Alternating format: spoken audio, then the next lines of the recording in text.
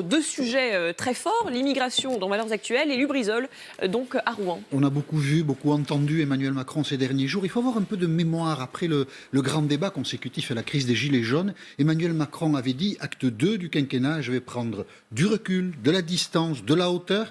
Il le formulait comme ça lors d'une conférence de presse fin avril. La méthode que j'ai retenue, c'est davantage de demander au gouvernement, je demanderai d'ici à l'été au gouvernement que j'ai demandé au gouvernement, ce que je demande au gouvernement, et là-dessus j'ai demandé au gouvernement, ce qui est demandé au gouvernement, cette nouvelle phase qui inaugure une nouvelle méthode fait que je ne vais pas non plus me substituer au gouvernement.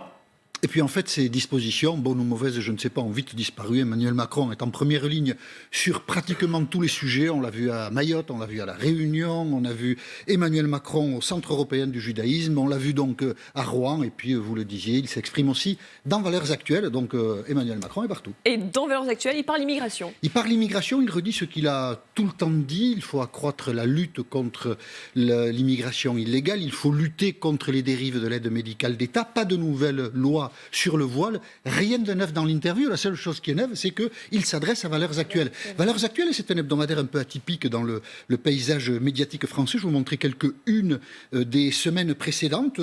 Beaucoup, alors pour le coup, Valeurs Actuelles parle beaucoup d'immigration sur un mode qui est assez vigoureux, le grand aveuglement, le voile ou la France, les racistes anti-blancs, bon, les escrocs de l'islamophobie. On ne peut pas dire que Valeurs Actuelles cache son jeu. Valeurs Actuelles, son projet éditorial, c'est de réunir toutes les droites. Marion Maréchal, qui est convaincue que le grand remplacement est à l'œuvre, est l'héroïne de Valeurs Actuelles. Donc, s'exprimer dans Valeurs Actuelles, ça a un sens. Lequel, je ne sais pas exactement. Est-ce qu'Emmanuel Macron pense qu'il gagnera des électeurs sur la droite de la droite en s'exprimant dans Valeurs Actuelles? Ça n'est pas très probable. Est-ce que s'exprimer dans un hebdomadaire comme ça accroît l'autorité sur le dossier en question? Ça n'est pas certain non plus. Les gens qui pensent qu'Emmanuel Macron est laxiste en matière d'immigration, ils le penseront, même s'ils s'expriment dans Valeurs Actuelles. Est-ce que cette interview déstabilise des élus de La République En Marche? Oui. Voilà.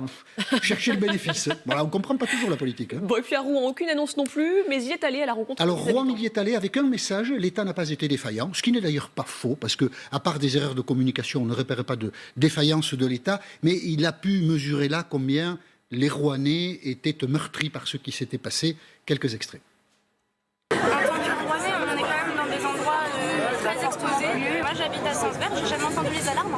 Non, jamais. Oui, l'inquiétude, c'est même irrespirable le jeudi soir. Je souhaiterais vous poser une question en tant qu'enseignante à Rouen. Dans ce lycée, ces élèves, ils ont mal à la tête, ils ont envie de vomir parfois.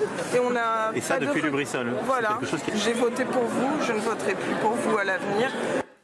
Voilà, la leçon de la séquence, c'est qu'Emmanuel Macron fait tout et Édouard Philippe fait le reste. Emmanuel Macron, l'hyper-président. Merci beaucoup, Jean-Michel Apathy. On passe à